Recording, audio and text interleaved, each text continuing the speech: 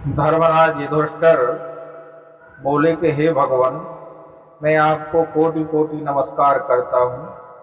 अब आप कृपा करके चैत शुक्ल एकादशी का महात्म्य कहिए। इस एकादशी का क्या नाम है और इसके करने से क्या फल मिलता है। श्री कृष्ण भगवान बोले कि धर्मराज, एक समय यही प्रश्न राजा दिलीप ने गुरु वशिष्ठ से किया था। तब गुरु वशिष्ठ ने कहा, राजन, चैत मास के शुक्ल पक्ष में कामदा नाम की एकादशी आती है। वह परम पुण्य को देने वाली है। यह सभी पापों को जला करके राख के समान नष्ट कर देती है। यह पुत्र और पौत्र देने वाली होती है। इससे मनुष्य कुयोनियों से छूट जाता है।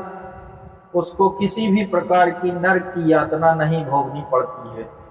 अब मैं इसकी कथा कहता हूँ, ध्यान पूर्वक सुनिए। प्राचीन काल में रत्नपुर नाम का एक सुंदर नगर था। वहां पर अनेक ऐश्वर्यों से युक्त पुंडरीक नाम का एक नाग राज्य करता था। रत्नपुर नगर में अनेक अप्सराएं, किन्नर तथा गंधर्व भी निवास करते थे। उनमें ललिता नामक अप्सरा और ललित नामक गंधर्व भी रहते थे। वे दोनों पति पत्नी के रूप में रहते थे। उन दोनों में अत्यंत प्रेम था। अलग अलग हो जाने पर दोनों व्याकुल हो जाते थे। एक समय पुंडरीक राज्य सभा में बैठकर गंधर्वों द्वारा गायन वादन का आनंद ले रहे थे। सभा में अन्य गंधर्वों के साथ ललित भी गान कर रहा था। गाते गाते उसको अपनी प्रिय ललिता का ध्यान आ गया और उसके ध्यान में स्वर भंग होने के कारण वह अशुद्ध गायन करने लगा। ललित के मन का संताप जानकर करकोटक नामक नाग ने गायन में त्रुटि होने की शिकायत राजा से कर दी। तब पुंडरीक ने क्रोध पूर्वक ललित को श्राप दे दिया, दुर्बुद्धि, तू मेरे सामने गाता हुआ अपनी पत्नी का स्मरण कर रहा है, अतः तू कच्चा मांस खाने वाला तथा नरभक्षी राक्षस बनकर अपने किए कर्म का फल भोग। पुंडरीक के श्राप से ललित उसी क्षण विकराल राक्षस हो गया और वह अनेक दुख भोगने लगा।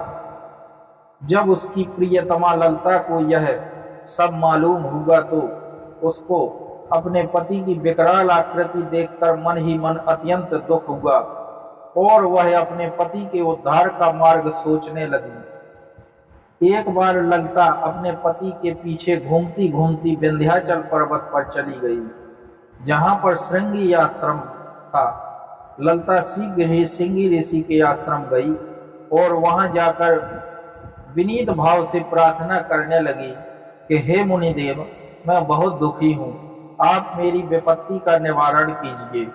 उसे देखकर श्रृंगी ऋषि बोले, हे सुभगे, तुम कौन हो और यहाँ किस लिए आई हो।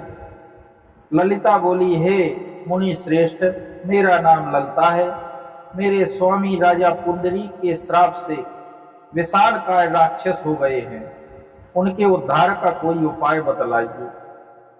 श्रृंगी ऋषि बोले, हे गंधर्व कन्या, अब चैत शुक्ला एकादशी आने वाली है, जिसका नाम कामदा एकादशी है। उसका व्रत करने से मनुष्य के सब कार्य सिद्ध होते हैं। यदि तू कामदा एकादशी का व्रत कर उनके पुण्य का फल अपने पति को समर्पित कर दे तो वह शीघ्र ही राक्षस योनि से मुक्त हो जाएंगे। मुनि के ऐसे वचन सुन करके ललिता ने चैत शुक्ल एकादशी आने पर विधि पूर्वक उसका व्रत किया और द्वादशी को ब्राह्मणों के समीप अपने व्रत का फल अपने पति को देती हुई भगवान के समक्ष प्रार्थना करने लगी कि हे प्रभु, मैंने जो यह व्रत किया है उसका फल मेरे पति देव को प्राप्त हो। उसके पुण्य से वह राक्षस योनि से मुक्त हो जाए।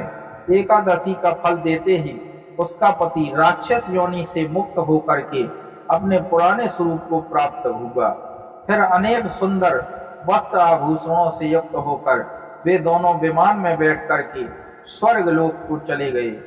वशिष्ठ मुनि कहने लगे, हे राजन, इस व्रत को विधि पूर्वक करने से समस्त पाप नष्ट हो जाते हैं और राक्षस जैसी योनि से भी मुक्ति मिल जाती है।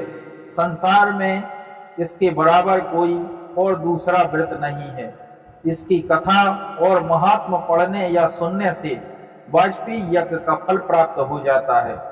इस दिन फलाहार में दूध, दही एवं फल लेना चाहिए जो सर्वोत्तम है।